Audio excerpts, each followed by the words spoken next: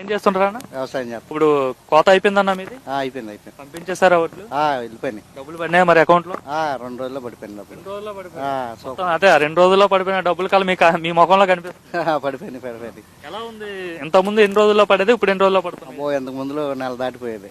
నెలలు దాటిపోయింది. ఒక రోజు దాటిన వెంటనే పడిపోవడం పట్ల ఎలా అనిపిస్తుంది? ఇప్పుడు అమ్మటే పడిపోయినాయి డబ్బులు. ఆనందం. ఎలా ఉంది చంద్రబాబు గారి పాలన? సూపర్ గా ఉంది.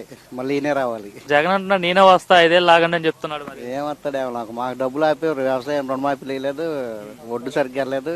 ఎందుకు ఆయన ఉపయోగం లేదు. గతంలో ఓట్లు సరిగా కొనుగోలు చేయలేదా గత ప్రభుత్వం? ఒడ్లు సరిగ్గా తీసుకోవాలా, డబ్బులు పడలా. తీసుకోలేదు, తీసుకున్న వాటికి డబ్బులు పడలా. రెండు లేదు. మునిగిపోయిన వాటికి కూడా డబ్బులు వేయాల.